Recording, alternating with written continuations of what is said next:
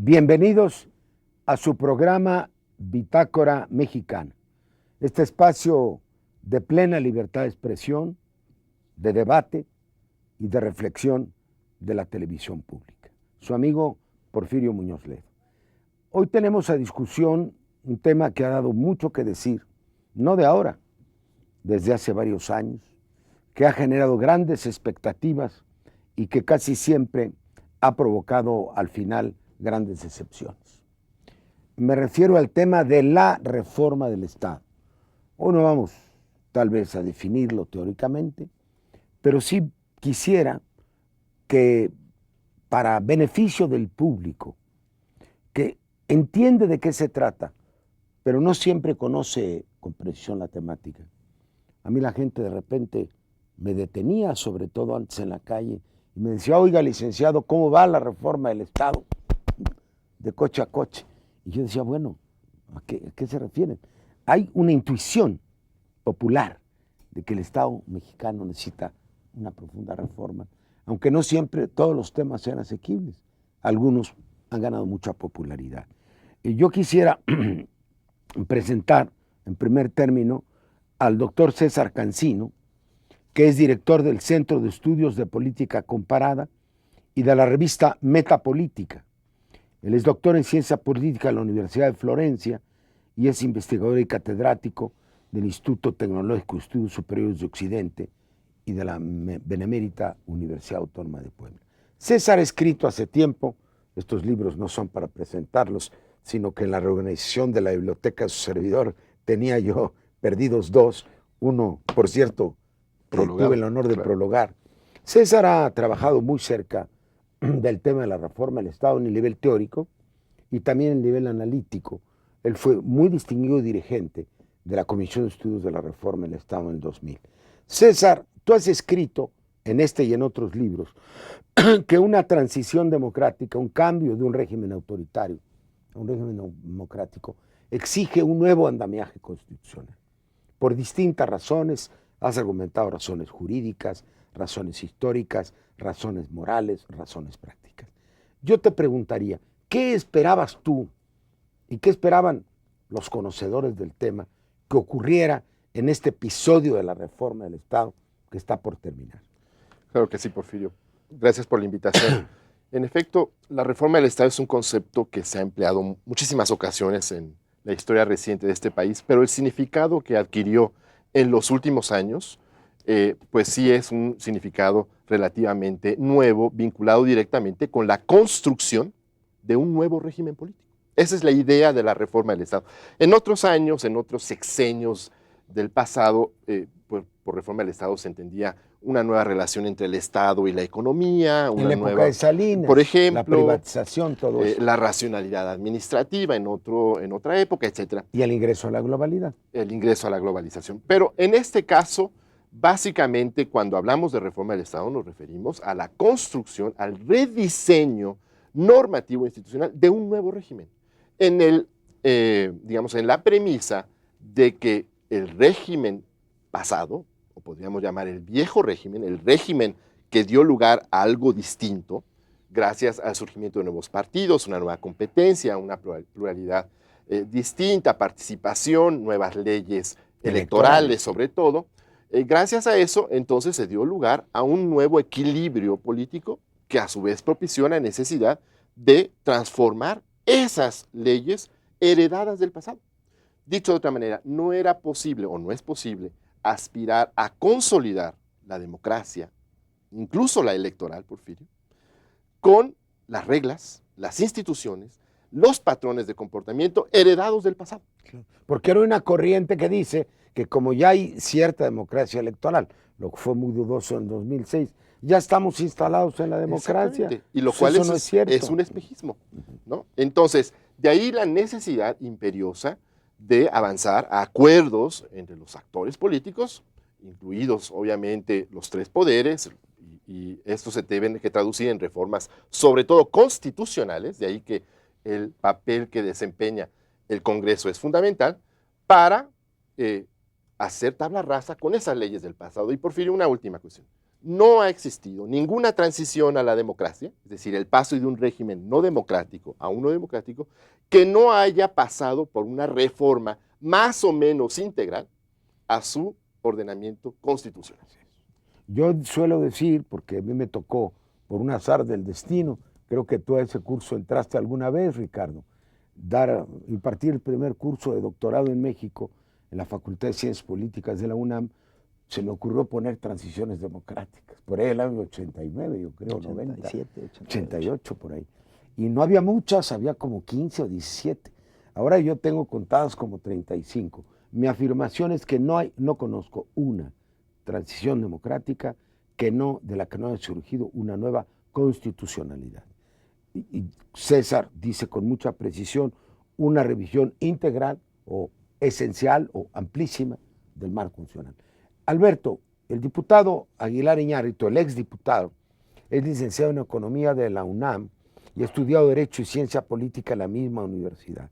Fue diputado federal por Baja California Sur a la 59 legislatura y fue presidente de la Comisión Especial para Reforma del Estado. Y le dio un gran impulso a esa tarea y él está en la creación, pero en el corazón, diría yo, de esto que se llamó CENCA, la Comisión de Negociación y Acuerdos del Congreso de la Unión para la Reforma del Estado. Es más, Alberto fue el primer secretario técnico de la CENCA y debo decir que hizo un gran esfuerzo por darle vida. Me extiendo 30 segundos más. Se organizaron 6 grandes encuentros en el país sobre los temas. Hubo más de 6,000 ponencias de la sociedad, más de 1,000 ponencias de los partidos. Se trabajó en, no sé, 200, 300 reuniones a nivel de subgrupo, de grupo de trabajo, y se elaboraron muchos materiales. Ahora, yo te preguntaría, cuando tú te lanzaste con mucho entusiasmo en esta tarea de darle vida a la CENCA, ¿qué reformas fundamentales estabas tú esperando? Bueno, mira, Porfirio, muchas gracias. Me da gusto saludarlos a todos. En primer lugar, una que es absolutamente coincidente con lo que acaba de decir César, que yo estoy totalmente de acuerdo con su planteamiento. Yo decía que la reforma señera de este proceso era el régimen de Estado y de gobierno. Yo he podido pensar este esquema de las transiciones, que tú lo decías muy bien en un artículo hace poco, que una transición culmina cuando hay una nueva constitucionalidad, que es lo que está planteando César ahorita. A mí me gusta decirle que es la posibilidad de concluir la reforma del poder inconcluso que vivimos. La diferencia real entre la tan traída y tan llevada transición española y la mexicana no son los llamados pactos de la Moncloa, son que la transición española desmontó una estructura de poder y creó una nueva, acorde con las coordenadas que la realidad nueva le estaba presentando. La mexicana no, la mexicana se esmera en tener un proceso electoral pensando que en el proceso electoral se subsume todo el proceso de ejercicio de poder democrático que la nueva correlación tiene. Y vemos permanentemente que esa estructura sufre, como lo vivió en el 2006, los avatares de no estar en el marco de un nuevo acuerdo político y no estar de acuerdo en el marco de un nuevo acuerdo constitucional.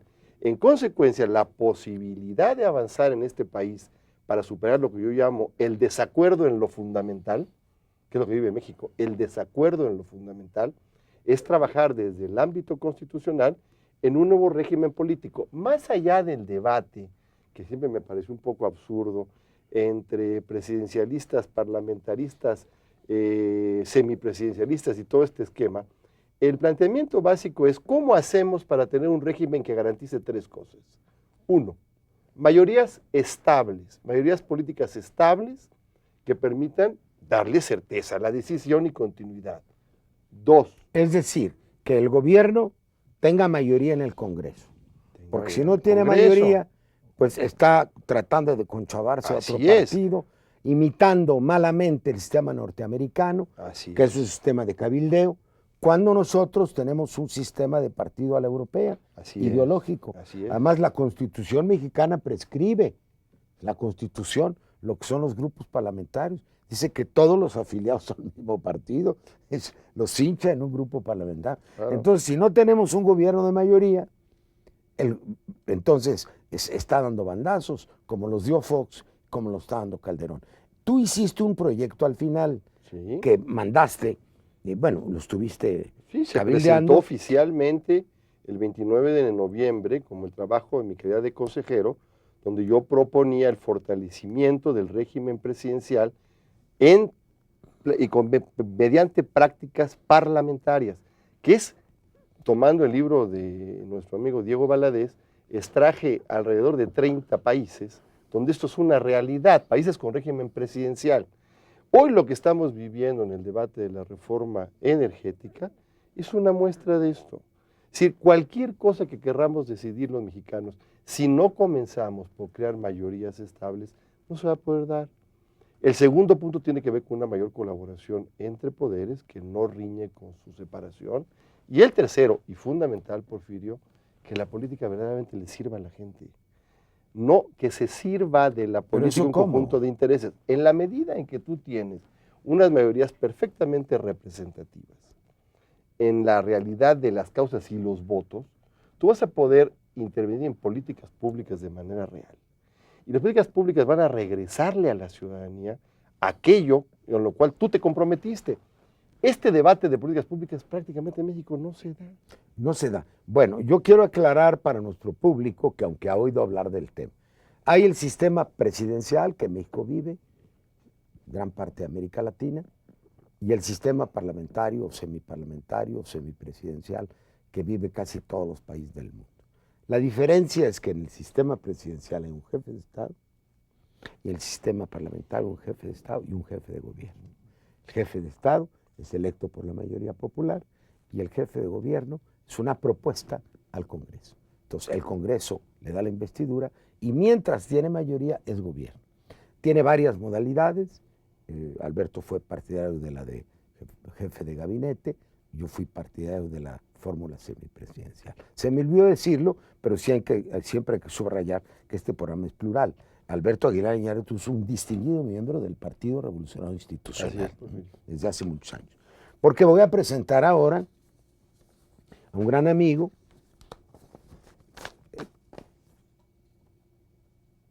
que tiene su asiento político en el Estado de México, el diputado Salvador Ruiz Sánchez, que tiene la licenciatura en Sociología de la Escuela Nacional de Estudios Profesionales de Aragón y estudios superiores en la propia UNAM.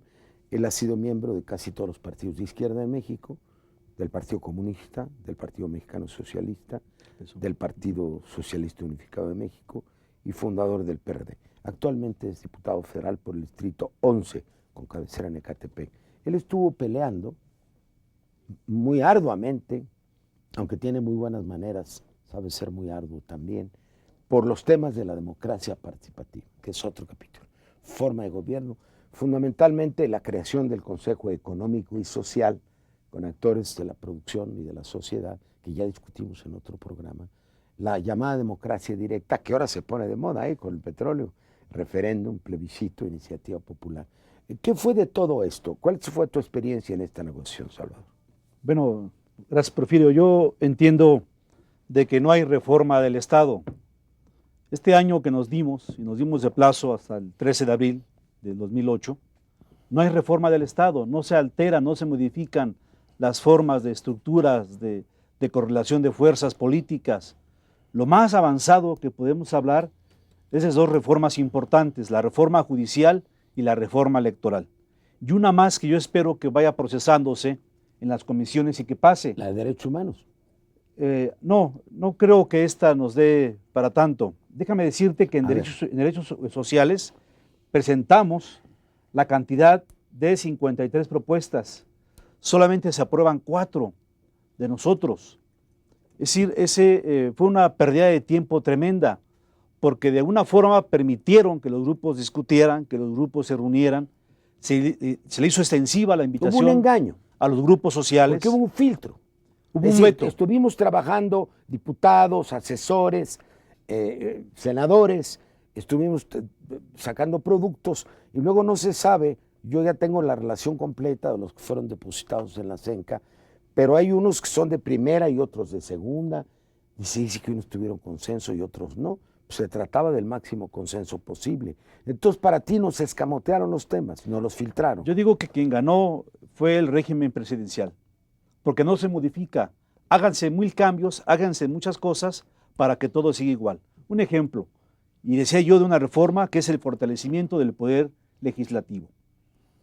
Los cambios no son de mucha profundidad.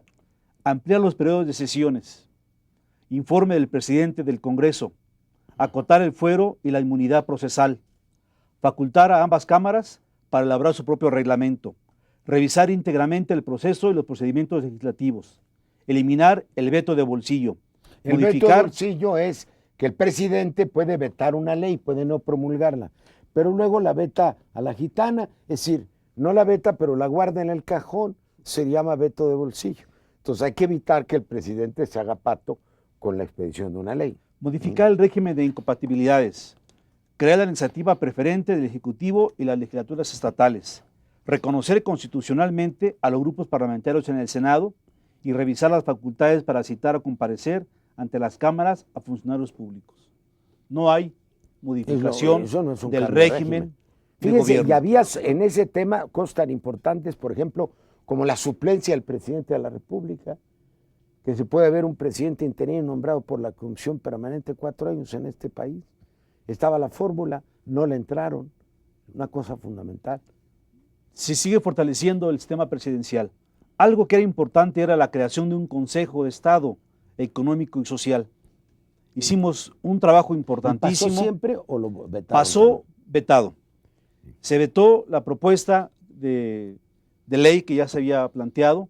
Se tuvo que hacer 2 intentos más. Y hoy tenemos la promesa de que vamos a verlo en comisiones, pero no fue aprobado en Senca.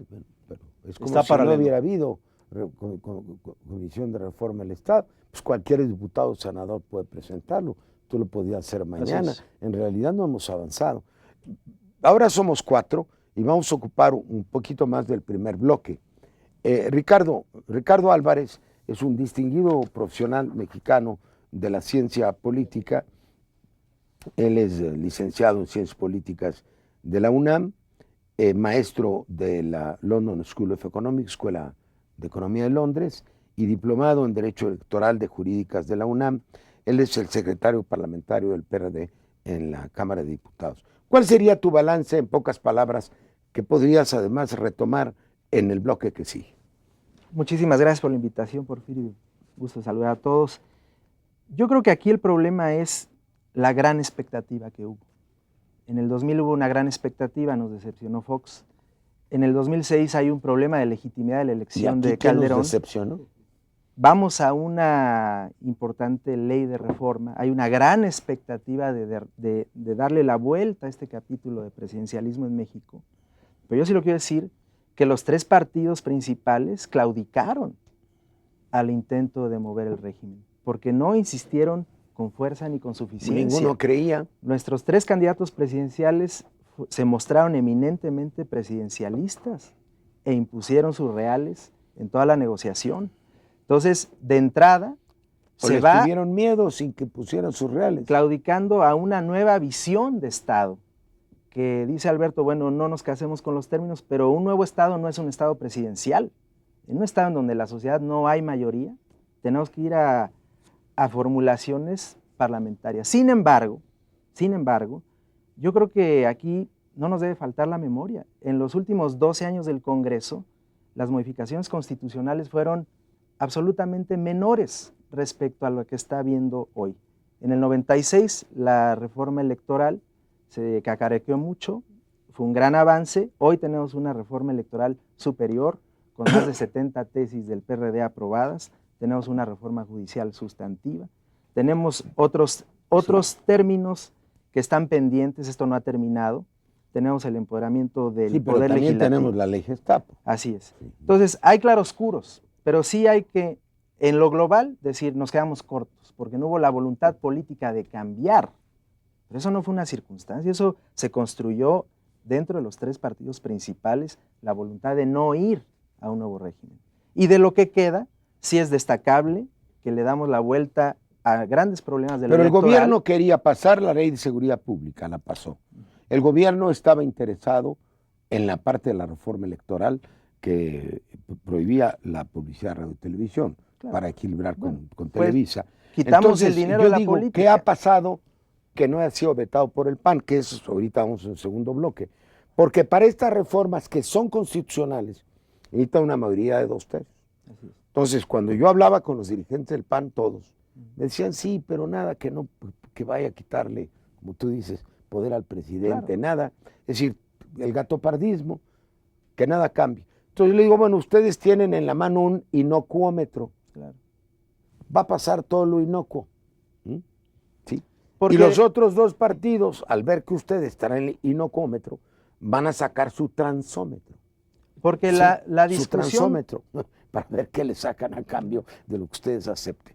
la discusión de fondo era el cambio de régimen. Yo creo que cuando había avisos de que no había la voluntad de cambiar el régimen, ahí se debió haber hecho un alto en el camino y replantear todo el Decir, mecanismo. bueno, fracasamos. Pero nos Y fuimos está la descentralización por los política, temas. yo diría, descentralización, cambio de régimen, descentralización política en serio, democracia participativa y una reforma de justicia de mayor Déjeme profundidad. recuperar nada más una cosa del Congreso. Si se logra lo de eliminar el veto de bolsillo, se estará dando un paso sustantivo, porque se le quita Dentro del mismo régimen. al presidente una facultad. Entonces, sí, pero es muy injusto decir, no se logra todo y entonces no se logra nada. No se logra el todo porque no hubo la voluntad. Pero hubo de la lo, voluntad de de cambiar lo el que sí se régimen. logra, tenemos más de 140 acuerdos que sí van a hacer la realidad política mexicana diferente. Necesitamos una nueva generación de estadistas que quieran un cambio de al que régimen. tú perteneces. Nosotros ya estamos de retirada, pero vamos a dejar. Es la diferencia entre maquillaje, ¿no? Cirugía plástica y mandar a hacer de nuevo el animal, como hacía el doctor Frankenstein, que es lo que nosotros queremos. Muchas gracias. Vamos al otro bloque.